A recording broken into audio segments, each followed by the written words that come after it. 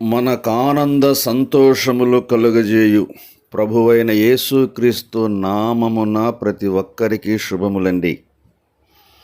ఈ ఉదయకాలపు వేళ ఒక ప్రత్యేకమైన విషయాన్ని మీకు జ్ఞాపకం చేయగోరుతున్నాను. మనలో చాలామంది రకరకాల విషయాలను గురించి చింతపడతా ఉంటాం.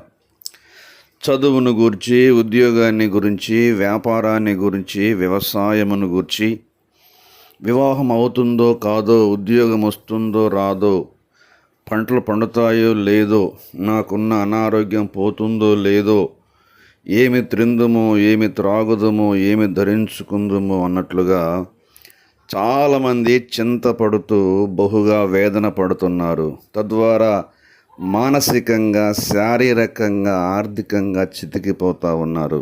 అయితే లేఖనాల్లో కొన్ని విషయాలు మీకు జ్ఞాపకం చేసి ధైర్యపరచగోరుతున్నాను.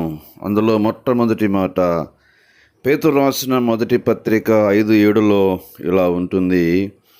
ఆయన అంటే ప్రభువైన యేసుక్రీస్తు వారు మిమ్మును గూర్చి చింతించుచున్నాడు గనుక మీ చింత యావత్తు ఆయన మీద వేయుడి.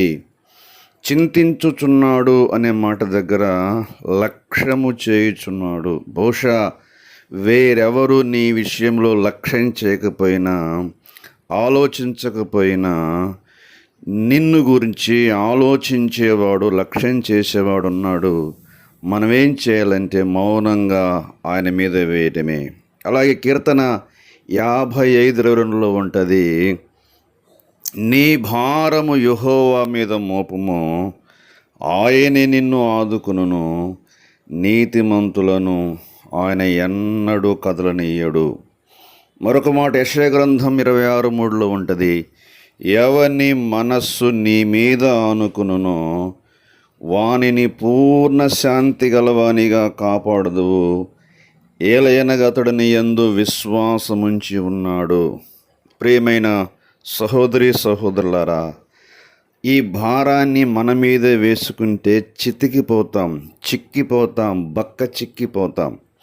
కాబట్టి ఎంత భారాన్నైనా, ఏ దేవుడైతే మన పాప భారాన్ని శిలువ మీద భరించి మోసి మనకు శాంతినిచ్చి తేలికపరిచాడో ఆ దేవుడే మన సంసార భారాన్ని, కుటుంబ భారాన్ని, ఏ భారాన్నైనా సమర్థవంతంగా మోయగలడు.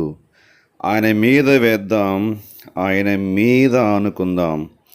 పూర్ణ శాంతితో, నెమ్మదితో ఈ లోకంలో జీవిద్దాం.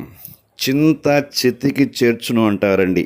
చాలామంది చింతించి తమ ఆయుష్కాలం కంటే ముందే ఈ లోకాన్ని విడిచి వెళ్ళిపోతున్నారు.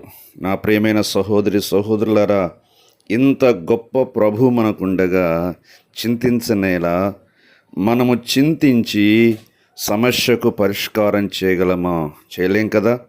కాబట్టి ప్రభు మీద ఆనుకుని ఆధారపడి శాంతిగా, నెమ్మదిగా, సమాధానంగా ఈ లోకంలో జీవించాలని సమస్త జ్ఞానమునకు మించిన దేవుని సమాధానం అనుగ్రహించువాడైన యేసు ప్రభు పేరట మరొకసారి శుభములు చెప్తూ ఈ మాటలు ముగిస్తున్నాను. దేవుడు మనందరినీ దీవించుగాక. ఆమేన్.